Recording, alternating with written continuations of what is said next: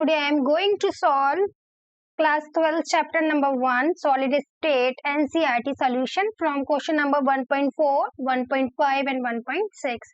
I hope कि आप लोगों ने मेरे चैनल को सब्सक्राइब पहले ही कर लिया होगा, लेकिन अगर आपने अभी तक सब्सक्राइब नहीं किया है तो प्लीज प्लीज प्लीज मेरे चैनल को जरूर सब्सक्राइब करें ताकि आपको और भी अच्छे अच्छे वीडियोस के नोटिफिकेशन आते रहें।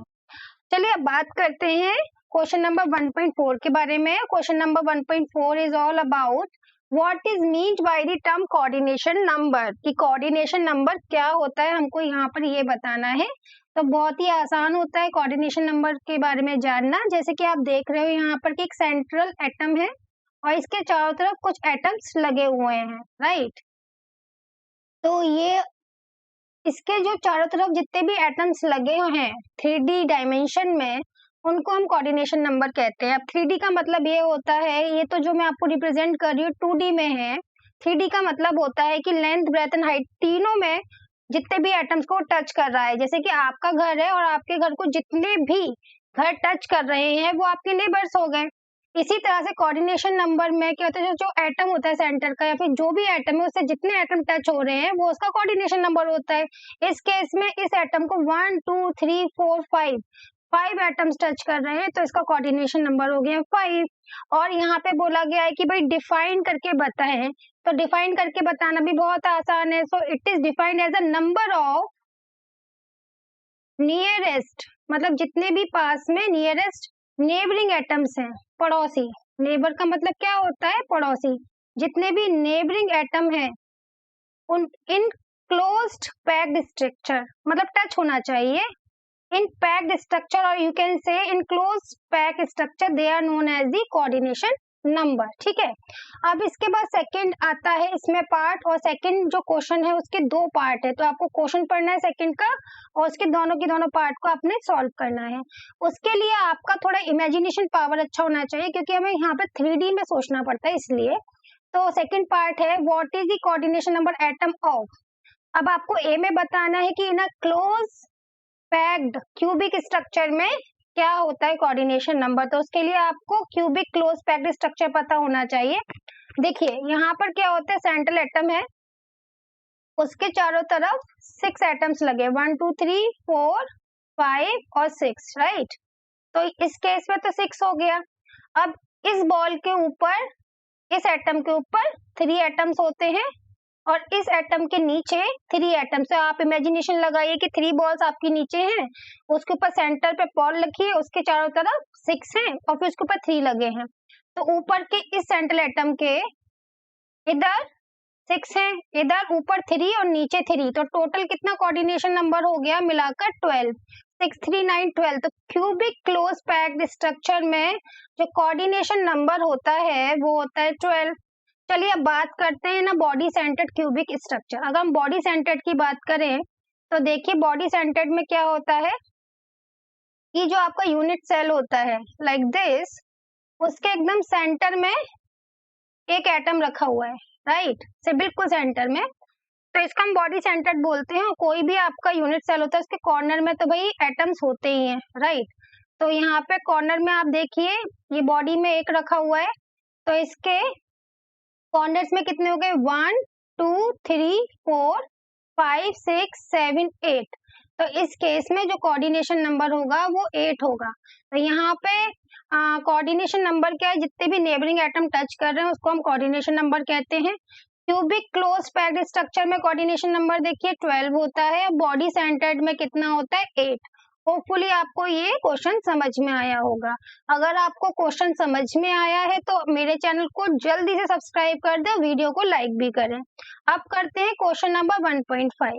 ये है हाउ कैन यू डिटरमाइन। यहाँ पर आपका न्यूमेरिकल पोर्शन स्टार्ट हो जाता है, लेकिन यहाँ पे आपको न्यूमेरिकल सॉल्व नहीं करना, यहाँ पे सिर्फ फॉर्मूला बताना है। तो how can you determine the atomic mass. तो हमको क्या बताना है, एटॉमिक मास बताना है ऑफ अननोन मेटल, जिस मेटल के बारे में हमको नहीं पता। If you know the density, density को हम यहाँ रो से डिफाइन करते हैं। डेंसिटी क्या होता है, मास पर वॉल्यूम। अगर आपको डेंसिटी पता है, डायमेंशन, डायमेंशन का मतलब लेंथ पता है, ब्रेथ पता है, हाइट पता है, तो इस डायमेंशन को हम लोग क्या, जैसे कि ये यूनिट सेल है, इसके कितने डायमेंशन हैं, ठीक है, ये लेंथ हो गया, ये ब्रेथ हो गया और ये हाइट हो गया, ये हाइट हो गया, ये ब्रेथ हो गया। तो ये तीनों डायमेंशन है, इन तीनों को ए से रिप्रेजेंट करते हैं। तो डायमेंशन क्या हो गए, डायमेंशन हो गया a equal to a cube of it unit cell. तो एक्सप्लेन करना है वो फॉर्मूला जिसमें कि आपको क्या बताना है, एटॉमिक मास बताना है। तो देखिए, और यहाँ पर हमको क्या क्या पता है, हमको Z पता है, Z क्या होता है ये भी मैं आपको बता देती हूँ। ये टाइप ऑफ यूनिट सेल है, क्या है, टाइप ऑफ यूनिट सेल। ठीक है, this is known as a type of unit cell, this is Z। तो यहाँ पर हमको डेंसिटी निकालनी है जिसको रो से रिप्रेजेंट करते हैं। तो यहाँ पे डेंसिटी नहीं निकालनी, एक्चुअली डेंसिटी के लिए फॉर्मूला होता है, यहाँ पे हमें एटॉमिक मास निकालना है। तो ये होता है Z multiply by M। Z क्या होता है, type of unit cell, the expression for the type of unit cell. M होता है आपका यहाँ पे जो एटॉमिक मास को रिप्रेजेंट कर रहा है किसी भी एलिमेंट के। उसके बाद यहाँ पे आपको डिवाइड करना होता है आवागार्डो नंबर से, विच इज 6.022 इंटू 10⁻23। और ये क्या है, ये क्यूब डायमेंशन है, तो हमको ये फाइंड आउट करना है। तो इस फॉर्मूला को हम कैसे लिख सकते हैं, m equal to rho which is density multiply by आवागार्डो number multiply by a cube which is dimension divided by z, expression for the type of the unit cell. तो z की वैल्यू जैसी आती है उसकी तरह वो टाइप ऑफ यूनिट सेल हमको बता देता है। तो ये आपका फॉर्मूला हो गया, जहाँ पर m क्या है, आपका एटॉमिक मास है ऑफ द अननोन एलिमेंट। अब आते हैं क्वेश्चन नंबर 1.6 पे। अगर हम क्वेश्चन नंबर 1.6 के बारे में बात करते हैं तो ये भी आसान ही क्वेश्चन है, थ्योरेटिकल बेस्ड है। अगर आपने अभी तक मेरे चैनल को सब्सक्राइब नहीं किया है जल्दी से कर दीजिए। Question number 1.6, stability of a crystal is reflected in the magnitude of its melting point. इस स्टेटमेंट का मतलब ये है कि मेल्टिंग पॉइंट पर डिपेंड करती है stability of a crystal, right. Stability of crystal किस पर डिपेंड करती है, मेल्टिंग पॉइंट पर। अगर मेल्टिंग पॉइंट ज्यादा होएगा तो स्टेबिलिटी ऑफ क्रिस्टल भी ज्यादा होएगी, अगर मेल्टिंग पॉइंट कम होएगा तो स्टेबिलिटी ऑफ क्रिस्टल भी कम होगी। इस पे हमें कमेंट करना है। And collect melting point of solid water, ethyl alcohol, diethyl ether, methane from data book. तो डेटा बुक तो आपको देखना पड़ेगा और याद करना पड़ेगा। तो मैंने डेटा बुक देखा और उससे मैंने पता लगाया कि जो वाटर है उसका जो मेल्टिंग पॉइंट है this is 273 kelvin, right.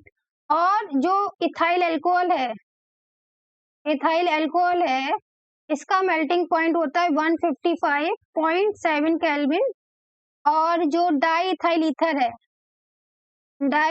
Ether का होता है 156.8 केल्विन। और जो मीथेन है उसका होता है 90.5 केल्विन।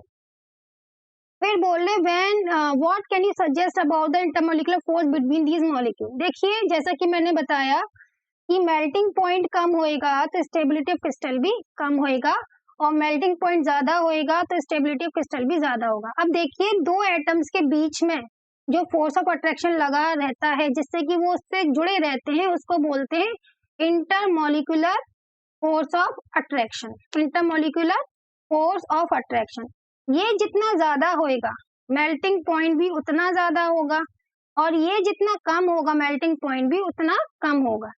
ठीक है, अब देखते, देखो वाटर में हमारा होता है हाइड्रोजन बॉन्डिंग जो काफी स्ट्रॉन्ग बॉन्डिंग है, और इथाइल अल्कोहल में भी हाइड्रोजन बॉन्डिंग होता है जो कि काफी स्ट्रॉन्ग बॉन्डिंग है, दोनों सेम है। लेकिन वाटर में जो नंबर ऑफ हाइड्रोजन बॉन्ड होते हैं वो मोर होते हैं अल्कोहल के कंपैरिजन में, इसलिए जो मेल्टिंग पॉइंट है वाटर का वो ज्यादा है in comparison two ethyl alcohol. तो वाटर की स्टेबिलिटी ज्यादा हुई in comparison two ethyl alcohol.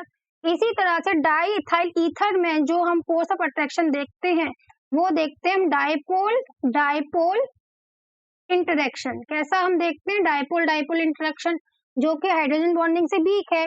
इसलिए यहाँ पर देखिए क्या है कि अल्कोहल से तो ज्यादा आपका मेल्टिंग पॉइंट यहाँ पे नजर आ रहा है।